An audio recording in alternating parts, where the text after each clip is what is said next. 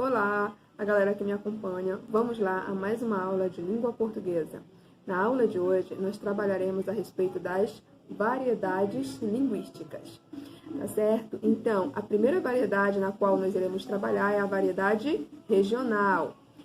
A variedade regional, ela vai estar relacionada com as regiões. Então, nós temos aí um país que é muito extenso, que é o Brasil, e nós temos aí as regiões Sul, Sudeste, Centro-Oeste, Norte, Nordeste.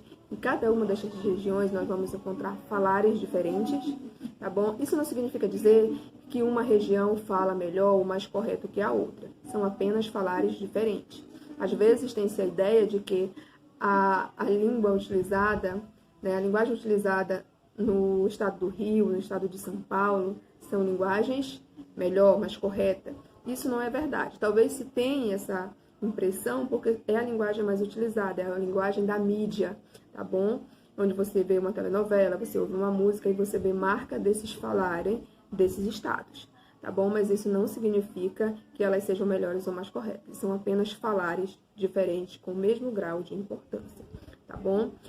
É importante observar também que, como estou falando de região, não é uma demarcação geográfica, tá bom? Não quer dizer que você cruzou a fronteira do Nordeste com o Norte e você já vai encontrar um outro modo de falar, tá bom? Não é demarcado dessa forma, tá? Mas a gente mostra assim por regiões para poder ficar melhor o entendimento, mas não é uma demarcação específica, geográfica, tá certo?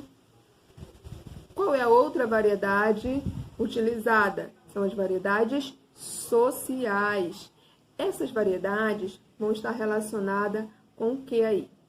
Com o grau de formação, tá certo? Se você tem uma formação mais elevada, se você estudou mais, se você tem mais leitura, tá bom? Você vai ter um modo de falar. Se você é uma pessoa que não frequentou tanto a escola, que tem um grau de escolaridade baixo, você já vai ter um outro modo de falar, tá bom? Se você é uma pessoa da zona rural, tá bom? Você vai ter uma maneira de falar. Se você pertence a uma zona urbana, você já vai ter outro modo de falar. Então, isso é demarcado, tá bom? Pelo grau ali de instrução que você tem, de formação. Nós chamamos para isso de variedade social, certo? E nós temos as variedades históricas. Qual é a variação da língua historicamente? Tá bom? A língua, ela está em constante transformação, a língua sofre modificações. E isso faz com que nós tenhamos falares diferentes de um período para outro. Por exemplo, antes se utilizava o voz-me-ser, que passou a ser você, que hoje já tem pessoas que utilizam apenas o ser, tá bom? Então, isso foram o quê? Variedades linguísticas, tá bom? Antes se chamava para uma fotografia de retrato, depois foto, agora selfie e assim por diante.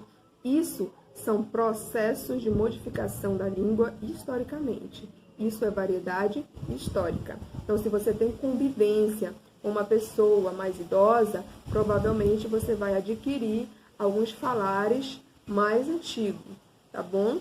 Então, deu para perceber aí o que é a variedade histórica da nossa língua. E nós temos também outra variedade que é bastante utilizada, que é a variedade situacional, tá bom? O que é uma variedade situacional? Você vai utilizar modos de falar diferentes dependendo da situação.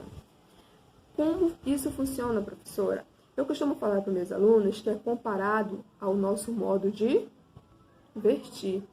Você não vai utilizar, por exemplo, a mesma roupa que você vai brincar futebol para você ir à igreja, porque são situações diferentes, tá certo?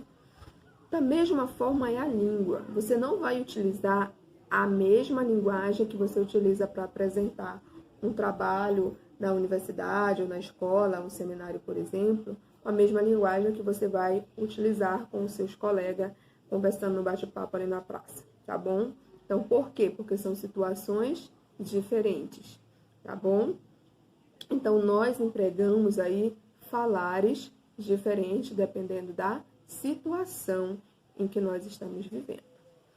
Certo, meus amores? Isso é a variação da língua portuguesa. E aí, o que acontece? Por que é importante nós termos conhecimento das variantes da língua? Para que se evite a questão do preconceito linguístico. Como é que funciona o preconceito linguístico? Eu vejo uma pessoa utilizando um termo que eu não tenho o hábito de usar, tá bom? Eu não analiso se aquele termo já existiu e agora não está mais existindo por um processo histórico, ou se ele está utilizando só devido àquela situação, tá bom? Ou se é o falar de uma determinada região. Então, eu já vou logo utilizar aí de um certo preconceito, achar que essa pessoa está errada, está equivocada diante daquilo que está falando. Isso é um preconceito. E o preconceito não é legal, até porque no momento em que eu cometo um preconceito com relação à língua, eu estou demonstrando que eu não tenho conhecimento de variação linguística.